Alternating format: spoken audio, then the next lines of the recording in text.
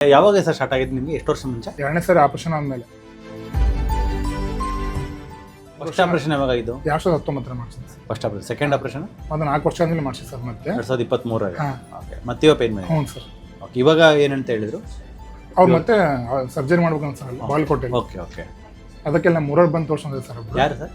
ಬಸವರಾಜ್ ಅಳಗವಾಡಿ ಅಂತೇಳಿ. ಹಾಂ ಹಾಂ ಹಾಂ. ಅವ್ರು ಹೇಳಿದ್ದಾರೆ. ಹಾಂ. ಅವ್ರದ್ದು ಭಾಳ ಸರ್ ನೋವು. ಅವ್ರದೆಲ್ಲ ಬಾಡಿ ಆಶೆ ಬಿಟ್ಟು ಸರ್ ನಡೆದು ಹಾಂ ಹಾಂ ಹಾಂ. ಅಲ್ಲೆಲ್ಲ ಪೂರ ಆರಾಮಾಗಿತ್ತು ಸರ್. ಇವರು ಅವಾಗ ಹೆಂಗಿತ್ತು ನಿಮ್ಮ ಕಂಡೀಷನ್ ಅವಾಗ? ಪೂರ ನಡೆಯೋಕ್ಕಾಗಿಲ್ಲ ಸರ್. ಒಟ್ಟೆ ಹಿಂಗೆ ಕುಂತ್ರು ನೋವಾಗೋದು, ಕಾಲು ಹಿಂಗೆ ಮಡಿಚಿ ಹಾಕೋಬೇಕಿತ್ತು, ಅಂದ್ರೆ ಸಮಾಧಾನ ಆಗೋದು, ಇಲ್ಲ ಮಲ್ಕೋಬೇಕು ಸರ್ ಪೂರ. ಇವಾಗ ಇಲ್ಲಿ ಬಂದಮೇಲೆ ಎಷ್ಟು ಇಂಪ್ರೂವ್ಮೆಂಟ್? ಒಂದು 50% ಆರಾಮಾಗಿದೆ.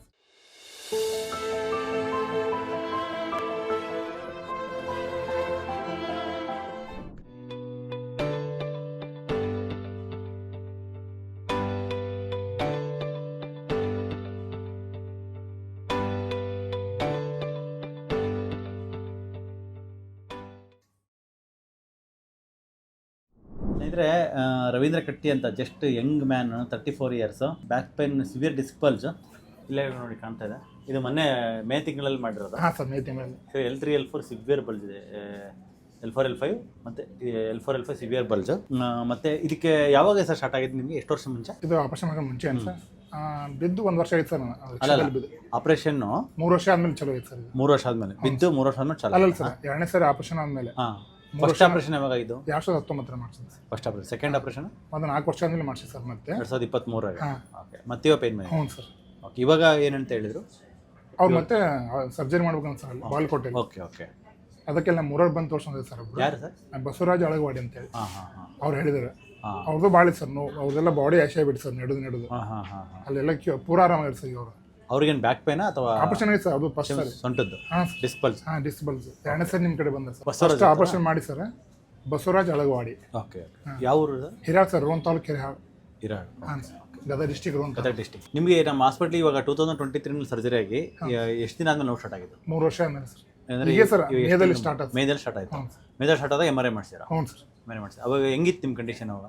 ಪೂರ ನಡೆಯೋಕ್ಕಾಗಿಲ್ಲ ಸರ್. ಒಟ್ಟೆ ಹಿಂಗೆ ಕುಂತ್ರು ನೋವಾಗೋದು, ಕಾಲು ಹಿಂಗೆ ಮಡಿಚಿ ಹಾಕೋಬೇಕಿತ್ತು, ಅಂದ್ರೆ ಸಮಾಧಾನ ಆಗೋದು, ಇಲ್ಲ ಮಲ್ಕೋಬೇಕು ಸರ್ ಪೂರ. ಹಾಂ ಹಾಂ. ಕಂಟಿನ್ಯೂಸ್ ಆಗಿ ಮನಿಕೊಂಡಿರೋ ಪೊಸಿಷನ್ ಇದ್ರೆ ಪೈನ್ ಆರಾಮ ಅನಿಸ್ತದೆ. ಇವಾಗ ಇಲ್ಲಿ ಬಂದಮೇಲೆ ಎಷ್ಟು ಇಂಪ್ರೂವ್ಮೆಂಟ್? ಒಂದು 50% ಆರಾಮಾಗಿದೆ ಸರ್. ನಡೀತೀನಿ ಸರ್. ಒಂದು ನಮ್ಮ ಅಂಗಡಿ ಮಟ್ಟ ಮನೆಯಿಂದ ಹಾಂ. ಫಸ್ಟ್ ನಡೆಯೋಕೆ ಒಂದು ಅರ್ಧ ಕಿಲೋಮೀಟರ್ ಆಗುತ್ತೆ ಸರ್. ಸ್ವಲ್ಪ ಕಮ್ಮಿ ಆಗುತ್ತೆ, ಅರ್ಧ ಕಿಲೋಮೀಟರ್ ಆಗಲ್ಲ. Okay okay. ಅಷ್ಟು ನಡೀತೀರಾ? ಹಾಂ, ನಡೀತೀನಿ ಸರ್. ಮತ್ತೆ ಹೋದ ತಕ್ಷಣ ನೋವು ಬರುತ್ತೆ ಸರ್. ಮತ್ತೆ ಇಲ್ಲಿ ಬರೋಕ್ಕಿಂತ ಮುಂಚೆ ಅದು ಎಷ್ಟು ದೂರ ನಡೆಯೋಕ್ಕಾಗ್ತಿತ್ತು? ಇಲ್ಲಿಂದ ಸರ್ ಇಷ್ಟೇ ಸರ್. ಅಲ್ಲೇನಿದೆ ಅಲ್ಲಿದು ಹಾಂ. 3ನೇ ರೂಮಲ್ಲಿ ಮಟ್ಟ ಅಷ್ಟು ನಡೆಯೋಕ್ಕಾಗಿತ್ತು ಸರ್. ಕುಂದಿರ್ಬೇಕಿತ್ತು. ಒಂದು 20-30 ಅಡಿ ನಡೀತಾರೆ ಅಷ್ಟೇ ಸರ್. ಒಂದು 20 ಹೆಜ್ಜೆ ನಡಿಬೇಕಂದ್ರೆ ಭಾಳ ನೋವು ಜಾಸ್ತಿ ಬರೋದು. 20 ಹೆಜ್ಜೆ ನಡೆದ್ರೆ. ಒಂದು ಸರಿ ಸರ್ಜರಿ 2019, ಇನ್ನೊಂದು ಸರ್ಜರಿ 2023. ಇವಾಗ ಇನ್ನೊಂದು ಸರಿ ಸರ್ಜರಿ ಸಜೆಸ್ಟ್ ಮಾಡಿದ್ರೆ ನೀವು ಬೇಡ ಅಂತ. ಯಾಕೆ ಬೇಡ ಅನಿಸ್ತು ಸರ್? ಅದು ಮತ್ತೆ ನೀವು ಮುಂದೆ ಕೆಲಸ ಮಾಡೋಕ್ಕಾಗಲ್ಲ ಸರ್. ನಾವು ಎಲ್ಲ ನಾವು ಮನೆ ಜವಾಬ್ದಾರಿ ಮಾಡೋ ಸರ್. ಎಲ್ಲ ಹೊಲ ಅಂಗಡಿಯೆಲ್ಲ ನಾವು ನೋಡ್ಕೊಂಡೋಗ್ತೀವಿ ಸರ್. ಈ ಲಾಸ್ಟ್ 1 ವರ್ಷ ಸರ್ ನಾನು ಜಮೀನಲ್ಲಿ ಕೆಲಸ ಭಾಳ ಮಾಡಿದೆ. ಇಲ್ಲ ನಾವೇ, ಹಿಂಗಾಗಿ ಸ್ವಲ್ಪ ನೋವು ಬರೋಕೆ ಸರ್. ನಾವು ಅಲ್ಲಿ ಹೋಗಿದ್ದು ಸರ್ ಫಸ್ಟ್ಗೆ. ಅದು ಅವಾಗ ಅವ್ರು ಏನಂದ್ರೆ ಗುಳಿಗೆ ಕಮ್ಮಿ ಆಗುತ್ತೆ ಸರ್. ಅದು ಕಮ್ಮಿ ಆಗಲಿಲ್ಲ ಸರ್. ನಾವು ಸ್ವಲ್ಪ ಬಗ್ಗೆ ವೇಟ್ ಹತ್ತದು ಮಾಡೀನಿ ಸರ್. ಅವಾಗ ಎಲ್ಲ ಕೆಲಸ ಮಾಡೋ ಮುಂದೆ ಹಿಂಗಾಗಿ ಅವಾಗಿಂದ ನೋವು ಜಾಸ್ತಿ ಬಂದು ಸರ್. ನೋವು ಜಾಸ್ತಿ ಸ್ಟಾರ್ಟ್ ಆಗುತ್ತೆ. ಮತ್ತು ಅವ್ರು ನೆಕ್ಸ್ಟ್ ಟೈಮ್ ಹೋದ್ಮೇಲೆ ಸರ್ಜರಿ ಮಾಡ್ಬೇಕು ಸರ್. ಅದಕ್ಕೆ ನಾನು ಇಲ್ಲಿ ಸಜೆಷನ್ ಮಾಡಿದ 3 ಅವರು ಅದಕ್ಕೆ ಬಂದೆ. ನೀವು ಫಸ್ಟ್ ಯೂಟ್ಯೂಬ್ ನೋಡಿದ್ದ ಅಥವಾ ಅವರು ಹೇಳಿದ್ಮೇಲೆ ನೋಡಿದ್ವಿ ಸರ್? ನಾನು ಯೂಟ್ಯೂಬ್ 3 ಜನ ಕೇಳಿದ್ದೀನಿ ಸರ್ ನಮ್ಮೂರಲ್ಲೇ. ಅದಿಲ್ಲ ಕರೆ ಇರ್ತಿಲ್ಲೋ ಅಂತ ಸರ್. ಅವರು ನಮ್ಮೂರಲ್ಲೇ ಹೋಗಿ ಬಂದ್ಮೇಲೆ ಬಂದು ಸರ್. ಈ ನೋವು ಜೊತೆಗೆ ಬೇರೆ ಏನು ಇಂಪ್ರೂವ್ಮೆಂಟ್ ಆಗಿದೆ ನಿಮಗೆ? ಇದೆಲ್ಲ ಕಲರ್ ಬಂತು ಸರ್. ಹೌದಾ? ಇಲ್ಲೆಲ್ಲ ಸ್ವಲ್ಪ ಕಪ್ ಆಗೈತೆ ಸರ್. ಇಲ್ಲೇ ಬ್ಲಾಕ್ ಕಾಲಲ್ಲಿ ಹಾಂ. ಅದು ಬಾಕಿ ಎದ್ದಿಲ್ಲ ಸರ್. ಅದು ಸ್ವಲ್ಪ ಕೈ ಶೇಕ್ ಆಗುತ್ತೆ ಸರ್. ಯಾವಾಗ ಹಾಂ ಹಾಂ ಹಾಂ. ಜಾಸ್ತಿ ಕಂಪ್ಯೂಟರ್ ಟೈಪ್ ಮಾಡಿ ಕೆಲಸ ಮಾಡ್ತೀವಿ ಸರ್. ಸ್ವಲ್ಪ ಶೇಕ್ ಆಗುತ್ತೆ. ಓಕೆ. ವೈಬ್ರೇಷನ್ ಬರ್ತದೆ? ವೈಬ್ರೇಷನ್ ಬರ್ತದೆ ಯಾವಾಗಾದ್ರೆ ಸರ್. ಓಕೆ. ಸ್ವಲ್ಪ ಸುಸ್ತಾದಂಗೆ ಆಗುತ್ತೆ ಸರ್. ಓಕೆ. ನಿದ್ದೆ ಹೆಂಗಿದೆ ಮುಂಚೆಗೆ ಇವಾಗ? ಈಗ ನಿದ್ದೆ ಆಗುತ್ತೆ ಸರ್. ಮುಂಚೆಯಿಂದ ಬರ್ತದೆ. ಫುಡ್ಡಲ್ಲಿ ಏನು ಚೇಂಜ್ ಮಾಡಿದ್ದೀರಾ? ಫುಡ್ಡಲ್ಲಿ ಸರ್ ಚಪಾತಿ ಇಲ್ಲ, ಮೈದೆ ಹಿಟ್ಟಿಲ್ಲ, ಓನ್ಲಿ ರೊಟ್ಟಿ, ರಾಗಿ ಮುದ್ದೆ, ಅನ್ನ. ನಾನ್ ವೆಜ್ ತಿಂತೀರಿ? ಹಾಂ, ತಿಂತೀನಿ. ನಾನ್ ವೆಜ್ಜು ಸ್ವಲ್ಪ ನಾಟಿ ಚಿಕನ್ನು ವಾರಕ್ಕೆ 1-2 ದಿನ, ಆಯ್ತು ಸರ್. ಮಟನ್ 1-2 ದಿನ ತೊಗೊಳ್ಳಿ, ಹಾಂ ಹಾಲು ಸೂಪ್ ತೊಗೊಳ್ಳಿ, ಹಾಂ ತೊಗೊಂಡು ಸರ್. ಜ್ಯೂಸ್ ಎಲ್ಲ ಕುಡಿತೀನಿ ಬೆಳಿಗ್ಗೆ. ಜ್ಯೂಸ್ ತೊಗೊಳ್ಳಿ, ಕೊಬ್ಬರಿ ಎಣ್ಣೆ ತೊಗೊಳ್ಳಿ, ಹಾಂ ತೊಗೊಂಡು. ಮೆಂತೆ ಕಾಳು ತಿನ್ನಿ ಚೆನ್ನಾಗಿ. ಹಾಂ, ಎವ್ರಿ ಡೇ ಮಾಡಿ. High protein food. ಒಂದು ದಿನಕ್ಕೆ ಒಂದು 70 ಗ್ರಾಮ್ ಅಷ್ಟು ಪ್ರೋಟೀನ್ ನಿಮ್ಮ ಬಾಡಿಗೆ ಹೋಗ್ತಾ ನೋಡಿ. ಹಾಂ, ಅದೇನು ಡೈಲಿ ಸಾಯಂಕಾಲ ತಿಂತೀನಿ ಸರ್. ಎಲ್ಲ ಮಟನ್ ಮಾಡಿ ಅಲ್ಲ ಸರ್. ಇವೆಲ್ಲ ಕಾಳುಗಳು ಮಿಕ್ಸ್ ಮಾಡಿ. ಅಲ್ಲ ಅವೆಲ್ಲ ತಿಂತೀರಾ? ಸ್ವಲ್ಪ ಒಂಚೂರು ನಾನ್ ವೆಜ್ ತಿಂತೀರಲ್ಲ ಹೆಂಗಿದೆ? ಹಂಗಾಗಿನೇ ಮೊಟ್ಟೆನೋ ಇಲ್ಲಾಂದ್ರೆ ಫಿಶ್ಶು, ಇಲ್ಲಾಂದ್ರೆ ಆ ಥರದ್ದು ಏನಾದರೂ ಮಟನ್, ಆ ಥರದ್ದು ಏನಾದರೂ ವಾರಕ್ಕೆ 1-3-4 ದಿನ, ಆಯ್ತು ಸರ್. ಒಂದು 2 ಮಂತ್ಸ್ವರೆಗೂ ತಗೊಳ್ಳಿ. ಆಯ್ತು ಸರ್. ಇನ್ನೊಂದು ಸ್ವಲ್ಪ ಅಂದರೆ ಎಣ್ಣೆ ಹಾಕೋದು ಮಾತ್ರ ಕೊಬ್ಬರಿ ಎಣ್ಣೆ, ತುಪ್ಪ, ಬೆಣ್ಣೆ ಅಷ್ಟೇ ಹಾಕೋಬೇಕು. ಬೇರೆ ಯಾವ ಆಯಿಲ್ ಹಾಕೋಬೇಡಿ. ಅದಕ್ಕೆ ಅಡುಗೆಗೆ ಅಡಿಗೆಗೂ ಅಷ್ಟೇ ರಿಫೈಂಡಲ್ಲಿ ಯೂಸ್ ಮಾಡ್ತಿದ್ದೀರಾ? 100% ಬೇಡ. ಹಾಂ ಏನು ಯೂಸ್ ಮಾಡಿದ್ರು ಕೊಬ್ಬರಿ ಎಣ್ಣೆ ಬೆಣ್ಣೆ ತುಪ್ಪ ಅಷ್ಟೇ ಯೂಸ್ ಮಾಡಿ, ಇನ್ನೂ ಫಾಸ್ಟ್ ರಿಕವರಿ. ತುಪ್ಪ ಸರ್ ನಂಗೆ BP ಒಂದಿದೆ ಸರ್ ತುಪ್ಪ ಏನಾಗಿಲ್ಲ, ಅಯ್ಯೋ ತುಂಬ ಒಳ್ಳೇದು. ಅಲ್ಲ ಮೂರು ಡಾಕ್ಟರ್ ಸ್ಯಾಚುರೇಟೆಡ್ ಫ್ಯಾಟ್ ಇದೆಯಲ್ಲ, ಹಾಂ one of the best thing. ಹಾಂ ನಮ್ಮ ಪೇಷಂಟ್ಸ್ಗಳೆಲ್ಲ ಬರ್ತಾರಲ್ವಾ, ಎಷ್ಟು ಜನ ಮಾತ್ರೆಗಳು ಬಿಟ್ಟಿದ್ದಾರೆ, BP ಮಾತ್ರೆಗಳು, ಮತ್ತು ಹೈ ಡೋಸ್ ಮಾತ್ರೆ ಸಣ್ಣ ಸಣ್ಣ ಮೆಡಿಸಿನ್ ತಗೊಳ್ಳೋ ಥರ ಆಗಿದ್ದಾರೆ because of saturated fat. Refined oil use ಮಾಡಬೇಡಿ, ಏನು ಯೂಸ್ ಮಾಡಿ ಬೆಣ್ಣೆ ತುಪ್ಪ ಕೊಬ್ಬರಿ ಎಣ್ಣೆ ಅಷ್ಟೇ ಯೂಸ್ ಮಾಡಿ. ನಿಮಗೆ BP ನಾರ್ಮಲ್ ಆಗುತ್ತೆ. ಆಮೇಲೆ ಇನ್ ಕೇಸ್ ನಿಮಗೆ ಹಿಂಗೆ ಡೆಡಿಕೇಟೆಡ್ ಆಗಿ ಮಾಡಿದರೆ BP ನಾರ್ಮಲ್ ಮಾಡ್ಕೊಂಡು ಮಾತ್ರ ನಿಲ್ಲಿಸ್ಕೋಬೋದು. ತುಪ್ಪದ ನಡೀತು ಸರ್ ಹಂಗಾದ್ರೆ ಖಂಡಿತವಾಗ್ಲೂ ತಿನ್ನಿ. ಸರಿ 100% ನೀವು ರಿಫೈಂಡ್ ಆಯಿಲ್ ಯೂಸೇ ಮಾಡಬೇಡಿ. ಆಯ್ತು ಸರ್ ರಿಫೈಂಡ್ ಆಯಿಲ್ ಎಷ್ಟು ದಿನ ಯೂಸ್ ಮಾಡ್ತಿರೋ, ನೀವು ಲೈಫ್ ಟೈಮ್ BP ಪೇಷಂಟ್ ಆಗಿರ್ಬೇಕಾ ಅಥವಾ ಮಾತ್ರೆ ಬಿಟ್ಟು ಸ್ವಲ್ಪ ಚೆನ್ನಾಗಿರ್ಬೇಕು? ಮಾತ್ರೆ ಬಿಟ್ಟು ಹಾಂ, ಅದಕ್ಕೆ ನಾನು ಹೇಳಿ, ಇನ್ನು 34 ವರ್ಷ ಇವಾಗಲೇ BP ಮಾತ್ರ ಸ್ಟಾರ್ಟ್ ಮಾಡಿ ಎಷ್ಟು ದಿನ ಆಯ್ತು? ಈಗ 2.5-3 ತಿಂಗಳು ಆಯ್ತು ಸರ್. ಹೀಗೆ ಹಂಗಾರೆ ಈಸಿಯಾಗೆ ನಿಲ್ಲಿಸ್ಬೋದು. ಎಷ್ಟಿದೆ BP ಇವತ್ತು? ಈ BP ಮಾತ್ರ ಯಾವತ್ತು ಅಂತಾರೆ? ಓಕೆ. ಇವಾಗ ಸದ್ಯಕ್ಕೆ ಇನ್ನೊಂದು 5-6 ಟ್ರಿಪ್ ಆದ್ಮೇಲೆ ನೆಕ್ಸ್ಟ್ ವಿಸಿಟ್ ಮಾಡ್ತೀರಲ್ಲ, 1.5 ಮಂತ್ 2 ಮಂತ್ಸ್ ಅಥವಾ 1.5 ಮಂತ್ ಆದ್ಮೇಲೆ ಬನ್ನಿ ಮೀಟ್ ಮಾಡೋಕ್ಕೆ. ಸೆಂಟ್ರಲ್ ಬಂದು ಟ್ರಿಪ್ ಹಾಕೊಂಡೋಗಿ ಅಷ್ಟರೊಳಗೆ BP ಮಾತ್ರ ನಾನು ಕಮ್ಮಿ ಮಾಡ್ತೀನಿ. ಇವಾಗ ಆಕ್ಚುಲಿ ನಾರ್ಮಲ್ ಆಗಿದೆ, ಒಂದು ಸ್ಟೆಪ್ ಕಮ್ಮಿ ಮಾಡಿರ್ತೀನಿ BP. ಟೆಲ್ಮಾ EMI ಕೊಟ್ಟಿದ್ದಾರೆ, ನಾನು EM ತೆಗೆದುಬಿಟ್ಟು ಓನ್ಲಿ ಒಂದು 40 mg ಮಾತ್ರ ಕೊಡ್ತೀನಿ. ನಾಳೆಂತ ತುಪ್ಪ ಯೂಸ್ ಮಾಡಿ. ನೀವು ಸರ್ಜರಿ ಮಾಡಿಸ್ಕೊಂಡ್ರಿಗೆ ಅಥವಾ ಮಾಡಿಸಿರೋರಿಗೆ ಏನು ನಿಮ್ಮ ಸಜೆಷನ್ ಸರ್? ಅವ್ರು ಹೇಳ್ತೀನಿ ಸರ್, ದಯವಿಟ್ಟು ಮಾಡಬೇಡ್ರಿ, ಸರ್ಜರಿ ಮಾತು ಮಾಡಿಸ್ಕೋಬೇಡ್ರಿ. ಅದು ಮತ್ತೆ ಪೇನ್ ಬರುತ್ತೆ ಸರ್. ಅದನ್ನು ಎಷ್ಟು ಕೆಲಸ ಮಾಡ್ಲಿಕ್ಕರು ಒಟ್ಟು ಯಾವ ಅದು ಅಚಾನಕ್ ಸರ್ ನಾವು ಏನು ಕೆಲಸ ಮಾಡ್ತಾ ಇರ್ತೀವಿ, ಅದು ನಾವು ಮಾಡಲೇಬೇಕಾಗುತ್ತೆ ಸರ್. ಅದನ್ನು ವೇಟ್ ಎತ್ತಬೇಕಾಗುತ್ತೆ, ಯಾರು ಇರೋಂಗಿಲ್ಲ. ನಾ ಎಷ್ಟೋ ಸಲ ಮಾಡೀನಿ ಸರ್ ಹಂಗೆ. ಹಿಂಗಾಗಿ ಮತ್ತೆ ನಂಗೆ ಪೇನ್ ಬಂದು ಸರ್. ಈಗ ಹೊಲ್ಲಲ್ಲಿ ಸರ್ ಬೋರ್ ಇದು ಸರ್ ಏನು ನೀರು ಹಾಕ್ತಲ್ಲ, ಬೋರ್ ಪೈಪ್ಲೈನ್ ತೆಗಿಬೇಕು, ಸಲ್ಕೆ ತೆಗಿಬೇಕು, ಅದನ್ನೆಲ್ಲ ಮಾಡೀನಿ ಸರ್ ನಾನು. ಅಲ್ಲ ಅದೆಲ್ಲ ಮಾಡ್ರಿ.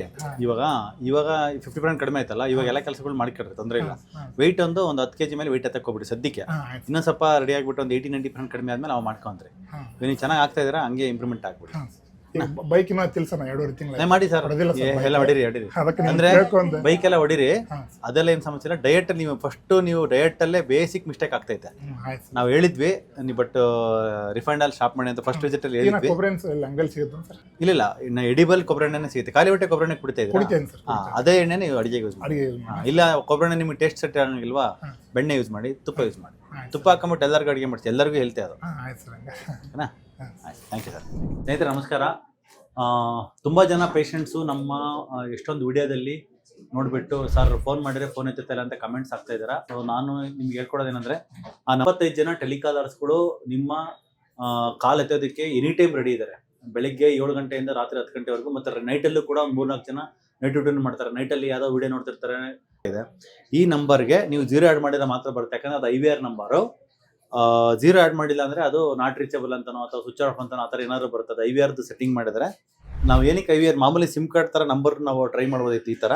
ಬಟ್ ಅದು ಏನಕ್ಕೆ ನಾವು ಟ್ರೈ ಮಾಡಿಲ್ಲ ಅಂತಂದರೆ, ನಿಮ್ದು ಮಿಸ್ ಕಾಲ್ ಆಗಿದ್ರೆ ಅದರಲ್ಲಿ ಕರೆಕ್ಟಾಗಿ ರೆಕಾರ್ಡ್ ಆಗಲ್ಲ, ಹಂಗಾಗಿ IVR ನಂಬರ್ ಟ್ರೈ ಮಾಡಿದ್ವಿ.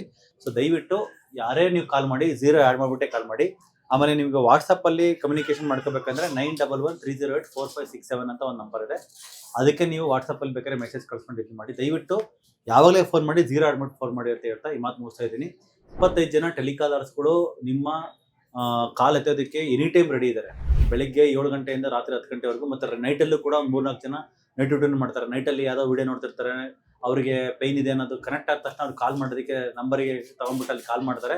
ಬಟ್ 0 ಆ್ಯಡ್ ಮಾಡಿಲ್ಲ ಅಂದರೆ ಕನೆಕ್ಟ್ ಆಗಲ್ಲ. ಅವಾಗ ಹಾಸ್ಪಿಟ್ಲು ಏನೋ ಪ್ರಾಬ್ಲಮ್ ಇರ್ಬೋದು ಅಥವಾ ಏನೋ ಅಂದ್ಕೊಂತಾರೆ ಮನಸ್ಸಿಗೆ, ಅವ್ರಿಗೆ ಏನೋ ಅಂದ್ಕೊಂತಾರೆ. ಬಟ್ ಆ ಥರ ಅಂದ್ಕೊಳ್ಳೋ ಅನ್ಯತಾ ಭಾವನೆ ಇಲ್ದಂಗೆ ದಯವಿಟ್ಟು 0 ಆ್ಯಡ್ ಮಾಡ್ಬಿಟ್ಟು ಕಾಲ್ ಮಾಡಿದ್ರೆ ಕಾಲ್ ಬರುತ್ತೆ ಅಂತ ಹೇಳ್ತೀವಿ. ಮಾತು ಮಾಡ್ತೀನಿ. Thank you.